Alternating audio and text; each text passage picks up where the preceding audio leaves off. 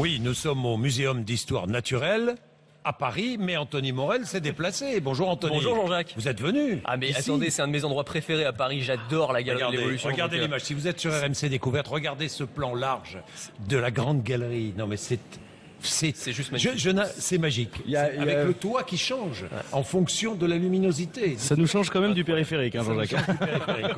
Dites-moi, Anthony Morel, les initiatives en matière d'écologie sont innombrables, petites et grandes.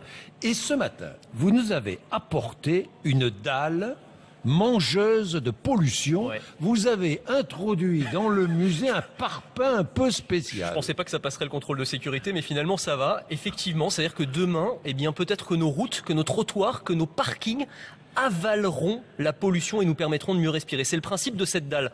La technologie s'appelle écogranique. Ça fonctionne un petit peu comme la photosynthèse des plantes. Les plantes, quand il y a de la lumière, elles absorbent du CO2, elles recrachent de l'oxygène. Là, c'est la même chose. Cette dalle, quand il y a du soleil, elle va absorber les éléments polluants, les particules fines, les oxydes d'azote, et elle va recracher ces éléments polluants sous forme de sel et d'eau, donc des éléments parfaitement inoffensifs. C'est un phénomène qu'on appelle la photocatalyse. Donc c'est extraordinaire, Gilles Boeuf. Ah, tout à fait. Si ça marche, c'est génial. C'est une molécule. Alors c'est testé en ce moment. C'est testé à Marseille, par exemple, à certains arrêts de bus, à Tarbes, dans des écoles, et on se rend compte, quand on les teste, que au niveau à 1,50 m du sol, eh bien, on supprime 80% de la pollution que l'on respire avec ce genre de technologie. Vous vous rendez compte? Consortium européen. Ouais. Une PME française Urbat qui est engagée dans cette aventure. Absolument. Absolument. Montrez-moi montrez ce parpaing à la caméra qui est là. C'est lourd, ça fait 25 kilos quand même, mais, ah bon, d'accord. mais vous êtes costaud. Oh bah oui, moi j'ai sorti les muscles.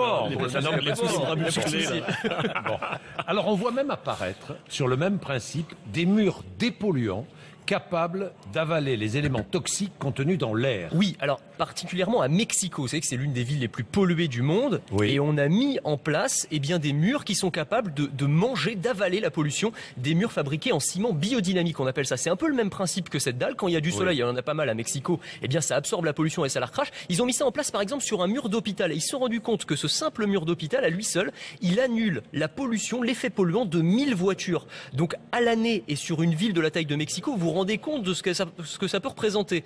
Et on va aussi installer ce genre de technologie, c'est ce qu'estiment les chercheurs, dans la lessive. Ça veut dire que demain, nos vêtements vont devenir eux aussi des polluants. Nos t-shirts, nos pantalons, pourront absorber la pollution et la recracher sous forme d'éléments inoffensifs. Et puis des drones, ça va vous intéresser, Gilles. Des drones capables de planter 1 milliard d'arbres par an. Ouais. Oh là là. Pour la reforestation, 26 milliards d'arbres arrachés chaque année sous l'effet de l'expansion urbaine. Et c'est un ancien ingénieur de la NASA qui est parti de ce constat-là et qui a mis au point des drones incroyables, des drones qui vont repérer des zones qu'il faut reboiser. Ils vont faire une cartographie extrêmement précise des zones qu'il faut reboiser, et ensuite ces drones, ils vont mitrailler le sol avec des petites graines biodégradables, des boules biodégradables. Il y a une graine qui va sortir de la boule biodégradable et des arbres vont pouvoir comme ça sortir, pousser, qui vont être surveillés par ces drones. 1 milliard d'arbres par an. Merci.